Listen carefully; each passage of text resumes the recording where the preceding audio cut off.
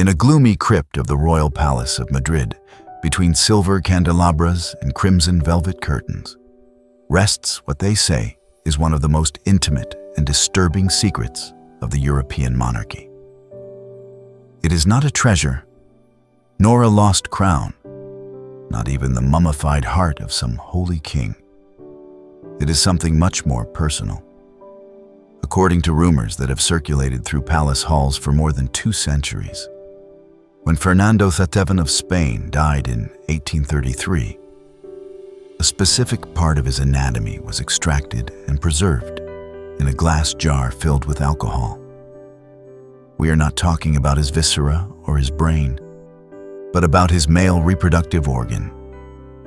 This story, whispered in dark corridors and recorded in forbidden chronicles, has become one of the most bizarre and embarrassing legends in the history of European monarchy. But could it be true? Was it really the last great symbol of Spanish royal virility, preserved for posterity in a bottle like some macabre trophy?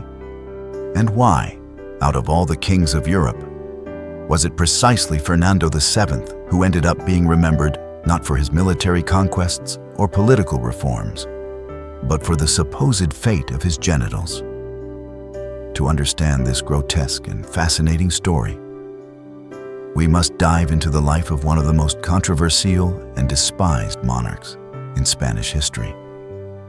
Fernando VII was not simply a king. He was a coward, a traitor, a tyrant, and according to his own subjects, a man whose questionable masculinity became the perfect reflection of the decadence of an empire that had forever lost its glory. Fernando was born in 1784, son of King Charles IV and Queen Maria Luisa of Parma, in a Spain that was no longer the world power that had dominated the oceans in previous centuries. The Spanish Empire was in terminal decline. It had lost its American colonies, its navy had been destroyed by the English, and its economy was in bankruptcy. Worse still, revolutionary and later Napoleonic France threatened to swallow the entire Iberian Peninsula. From a very young age, Fernando showed a deeply disturbing personality. He was known for his cowardice, his tendency toward treason, and his inability to maintain any lasting loyalty. Even as Prince of Asturias, he actively conspired against his own father, going so far as to write secret letters to Napoleon Bonaparte, asking for support to overthrow Charles IV. This family betrayal would be just the first of many acts that would define his reputation as the felon king. In 1808, when he finally managed to force his father's abdication and took the throne, Fernando lasted barely 2 months as king. Napoleon, who had been manipulating the Spanish royal family like pieces on a chessboard, summoned both father and son to a meeting in Bayonne, France. There, in one of the most humiliating episodes in European monarchical history, Fernando voluntarily renounced the Spanish throne in favor of Joseph Bonaparte, Napoleon's brother, in exchange for a French pension and the promise of a castle in France. While the Spanish people rose up in a bloody 6-year war against the French occupation, their legitimate king lived comfortably as a guest in the castle of Valence, hosting dinners, playing musical instruments, and flirting with ladies of the French court. This monumental cowardice was seen by the Spanish people as the ultimate betrayal. While guerrilla fighters lived in the mountains, fighting and dying for their homeland, Fernando ate oysters and drank champagne at the table of his captors. During these years of golden exile, the first rumors began to circulate about the king's questionable masculinity. Diplomatic correspondence from the time, preserved in French archives, made veiled allusions to the Spanish monarch's personal weaknesses. It wasn't just about political cowardice. There were whispers about his physical virility. Some French chroniclers of the time suggested that Fernando might be impotent, which would explain his ease in trading a kingdom for a life of superficial pleasures. When Napoleon was finally defeated in 1814, Fernando returned to Spain not as a liberating hero, but as a deeply compromised figure. The people, in an impressive display of naivety or desperation, welcomed him as the desired one. This warm reception must have been one of the greatest political misunderstandings in European history, because Fernando immediately proved that his years in France had not changed his fundamental character at all. His first act as restored king was to completely abolish the Constitution of 1812, which had been drafted during his absence by the Cortes of Cadiz and represented the most advanced liberal ideals of the time. Fernando restored brutal absolutism, relentlessly persecuted all liberals who had fought for Spain's independence, and established a reign of terror that would have made even the worst tyrants in history envious. But it was in his personal life that the darkest and most disturbing aspects of Fernando's personality were revealed. He married 4 times, and each marriage was marked by rumors, scandals, and, more significantly, the king's apparent inability to produce heirs. His first marriage was to Maria Antonia of Naples in 1802, when he was still prince. Maria Antonia died in 1806 without having had children, and rumors circulated that the marriage had never been consummated. His second marriage to Isabel of Braganza, daughter of the King of Portugal, took place in 1816. Isabel was described as an exceptionally beautiful and intelligent woman, but the couple had no children during the 3 years the marriage lasted before the Queen's premature death. Once again, it was whispered in the palace hallways that there were intimate problems between the spouses. Fernando's third marriage, to Maria Josefa Amalia of Saxony, was even more embarrassing. Maria Josefa was a pragmatic and determined woman who supposedly tried all the known methods of the time to get pregnant. Doctors were consulted, special prayers were held, pilgrimages were organized. But during 7 years of marriage, no heir appeared. The European court began to openly mock the Spanish king's inability to fulfill what was considered the most basic duty of any monarch: ensuring dynastic succession. It was during this period that the rumors about Fernando's masculinity became more specific and cruel. Foreign ambassadors wrote in their diplomatic reports about the king's particular difficulty. Satirical pamphlets circulated secretly through Madrid, joking about the king's lack. Some went so far as to suggest that Fernando may have been born with genital deformities, or that some disease had compromised his reproductive capacity. The situation became so embarrassing that when Maria Josefa died in 1829, Fernando, already 45 years old, was practically forced by the royal council to attempt a 4th marriage. The chosen bride was Maria Cristina of Bourbon II Sicilies, his niece, 23 years younger than him. This marriage had a desperate tone. It was the king's last chance to produce an heir and save both his political and personal reputation. Surprisingly, Maria Cristina became pregnant almost immediately. In October 1830, Princess Isabella was born, and 2 years later, Princess Luisa Fernanda. Finally, after 3 barren marriages, Fernando had managed to produce offspring. The cruel irony was that, after decades of obsession with a male heir, his only children were girls. The birth of the princesses should have silenced the rumors about Fernando's masculinity, but in reality, it had the opposite effect. It was whispered that the girls might not be the king's daughters, but those of some lover of the young queen. Others suggested that Fernando had finally found effective medical treatments, or that special prayers had worked a miracle.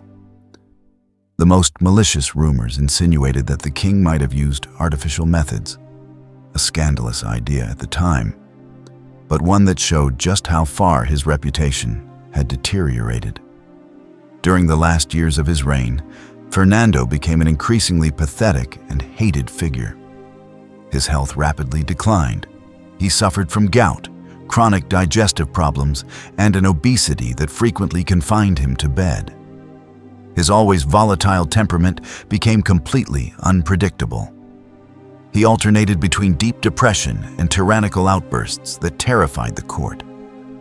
The most disturbing aspect of Fernando's final years was his growing obsession with his own masculinity and virility. Medical reports from the time, preserved in the royal archives, indicate that the king constantly consulted his doctors about intimate matters, demanding treatments to improve his sexual performance and ensure more children.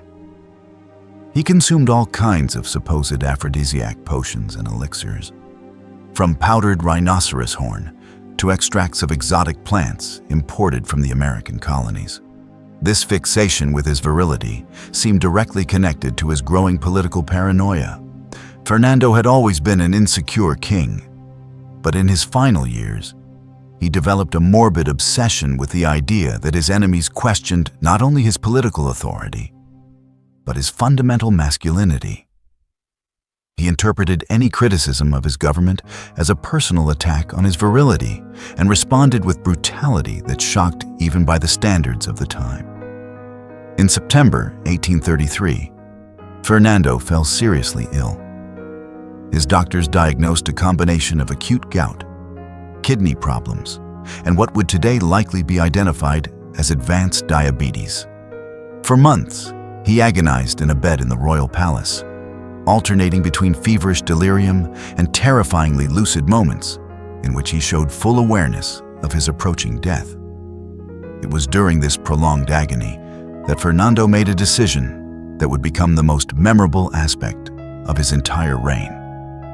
According to later accounts, the king, obsessed until the end with questions of masculinity and succession, had given specific instructions regarding the treatment of his body after death. Some sources suggest that he himself ordered that his genital organ be preserved as a kind of proof of his virility for posterity. When Fernando finally died on September 29, 1833, his body underwent the typical embalming process of the time for royalty. This procedure involved the extraction of internal organs, treatment of the body with preserving substances, and preparation for the state funeral. It was during this process that, according to legend, the episode occurred that would give rise to the most persistent and embarrassing rumor associated with the name of Fernando VII. The exact details vary depending on the source, but the most common version of the story suggests that, by express order of the king himself or of someone close to him, Fernando's genital organ was extracted during the embalming and preserved separately in a glass jar filled with alcohol. This jar was supposedly kept in secret in the personal archives of the royal family, supposedly as a kind of relic of royal masculinity. The first documented mention of this story appears in Spanish chronicles from the late 19th century, approximately 60 years after Fernando's death. The historian Benito Pérez Galdós, in his Episodios Nacionales, makes a veiled reference to the curious fate of the mortal remains of the Desired One. Other chroniclers of the time, like Ramón de Mesoneros Romanos, include similar allusions in their memoirs of Queen Isabella's court. The story gained international traction when the French writer Alexandre Dumas' father, in his travel memoirs through Spain, mentioned having heard rumors about a particular royal relic kept in the Palace of Madrid. Dumas, known for his tendency toward sensationalism, described having been informed by a Spanish noble about the last trophy of the Spanish Bourbon dynasty, clearly referring to the supposed preserved organ. During the 20th century, the legend was perpetuated by various authors and journalists. The writer Gerald Brennan, in his classic The Spanish Labyrinth, mentioned having heard the story during his stay in Spain in the 1920s. American and French journalists visiting Madrid frequently included references to the legend in their reports on the Spanish royal family. What makes this story particularly fascinating is not so much its truth, which is impossible to prove, but what it reveals about the reputation of Fernando VII and about 19th century Spanish society. The fact that this specific legend has persisted for so long, being repeated and embellished through generations, suggests that it captured something fundamental about how Fernando was perceived by his contemporaries and by posterity. The obsession with preserving the dead king's genital organ can be interpreted as the final symbol of a monarchy obsessed with questions of legitimacy and succession, but incapable of addressing the real problems it faced. Fernando VII had spent his entire life fighting against rumors about his masculinity and his ability to produce heirs. The idea that, even in death, he would have tried to prove his virility by physically preserving the organ in question has a perverse logic when we consider his personality and obsessions. Furthermore, the legend reflects the attitudes of the time regarding royal masculinity and political power. In a society that saw male reproductive capacity as directly linked to political authority, an impotent or sterile king was not just a personal tragedy. It was a constitutional crisis. The preservation of the royal genital organ would, in this context, be a desperate attempt to retain some vestige of dynastic legitimacy. The story also reveals the cruelty of Spanish popular humor. The Spanish people, who had suffered under Fernando's tyrannical regime, found in the legend of the preserved organ a way to posthumously ridicule a king they had hated in life. The idea that the only part of Fernando considered worthy of preservation would be precisely the one about which so many humiliating rumors had circulated represents a particularly sophisticated form of popular revenge. From a historical point of view, it is important to note that no physical evidence has ever been found of this supposed relic. No official inventory of the Spanish royal archives has ever listed such an object. And not even during the political upheavals of the 20th century, when many royal secrets came to light, did any concrete proof of the existence of the mysterious jar emerge. Researchers who have had access to the archives of the Spanish royal household report never having found any document that confirms the story.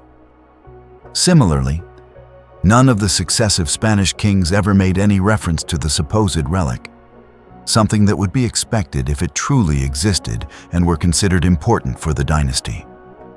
This absence of evidence, however, has not diminished the power of the legend. If anything, the impossibility of definitively proving or refuting the story has only increased its appeal. The legend of Fernando VII's preserved organ has become one of those stories that transcend facts to become part of cultural folklore.